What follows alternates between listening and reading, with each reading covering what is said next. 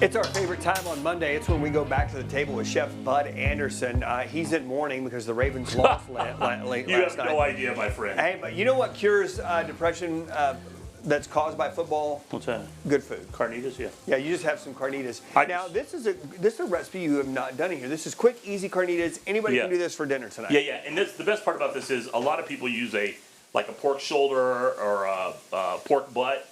They cook it down, the long process, which that's fine.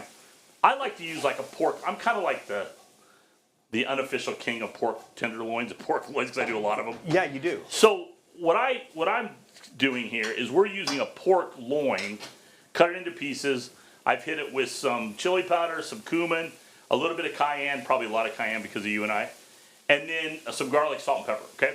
Then into the pan, a little bit of canola oil. Okay. Now, here is probably the biggest piece of this whole thing that is very important, and the biggest piece of this is to get the acidity in there. So you want to use fresh if you can. So we use some fresh orange juice.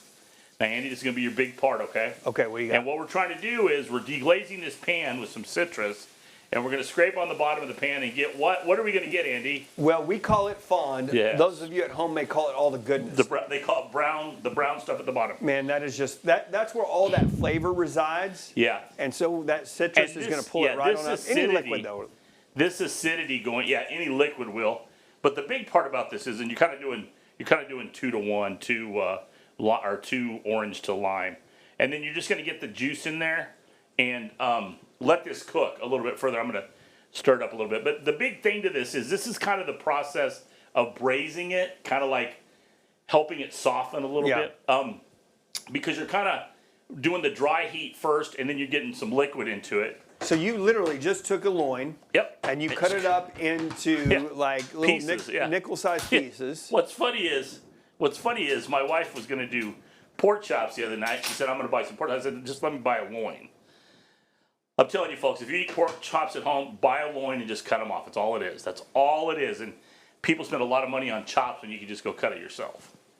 Isn't that truth in everything, though? Ribeyes especially. Right? Like just buy the big chunk, cut it yourself, and call it a Like day. I talk about at my food class or my cooking classes, one of the things that stops people from doing it is the cost because it's a lot. But pork loins, it's not a lot. A $9, $11 pork, you get a lot of chops out of there, Well, and do dishes like this at the end of the day, I mean, I don't know. You guys have been to the grocery store lately. You know, it just costs more to feed your family. Well, it does. We're going that. So you find different ways and different hacks, and that's one of those ways. Instead of buying the pork chop that's been chopped up and you're in there, just go buy the tenderloin. Because I love that idea. Please remember this, folks at home. Remember this.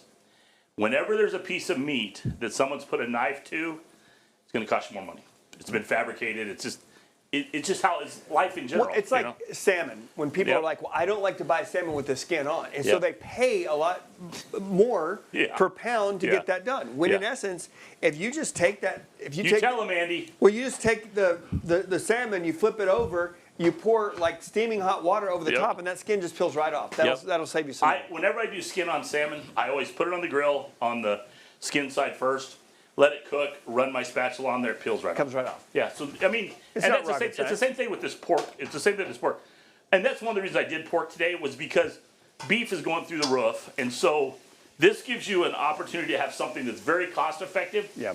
And you can feed a whole bunch of folks. Okay, so now we've got the that part of the recipe situated. It all comes, when you're talking about carnitas, it comes with the toppings on the taco. Yeah. We'll serve that little recipe hint for you right after this. Yes, sir.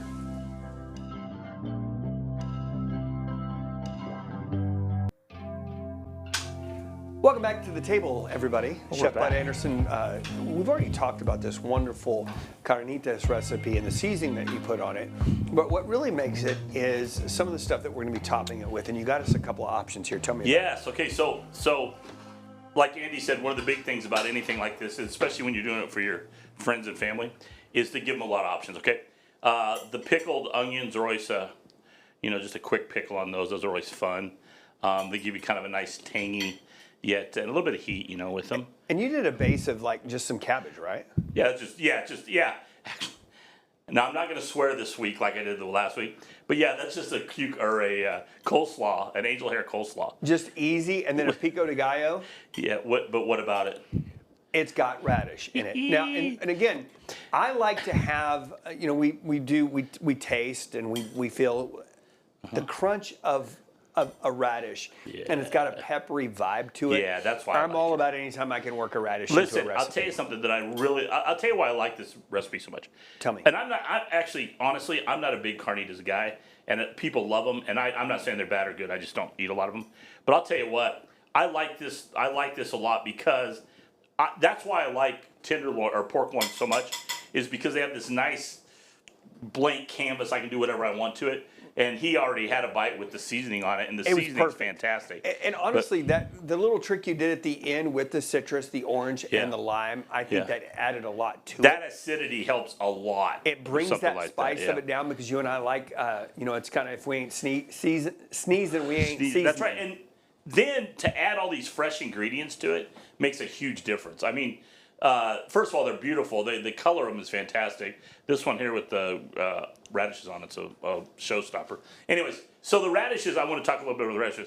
I put the radishes in the pico de gallo mostly because a lot of radishes you get now are smaller and they're hot. So they work out really good as a heat element in them. So, and again, it just adds a little bit more crunch. I prefer the radish. I like the crunch of an onion, but I honestly prefer the radish. Yeah, and I eat a lot of radish. I mean, obviously everybody knows I love radishes, but it's a great idea for feeding a lot of folks, like on the weekend or something. Yeah. And I think it's a great opportunity for you to feed a lot of folks inexpensively and get yourself familiar with some different spices. That chili powder, you know, you have chili powder in your cupboard, I'm sure you do, because everybody makes chili. That chili powder worked really good on this with the cumin. And cumin's something you should have in your fridge or in your spice rack anyways. It's such a versatile thing that you can use for a lot of things. So many people came in while I was getting ready and said, gosh, it smells so good. It's the cumin. It's just like garlic. It's like if you want to have people impressed when they come to your house for supper, put some oil and garlic on the table or on the stove when they walk in, like, oh, it smells so good. It's an Italian way of doing things. I'm ready to jump into this. If you want to see the tasting of it, you can flip over to Chef Bud's Facebook page. We're going to carry this on in just a second. In the meantime, we'll have more Studio 4 for you tomorrow. Content segments during Studio 4 were paid for by Plexidrome.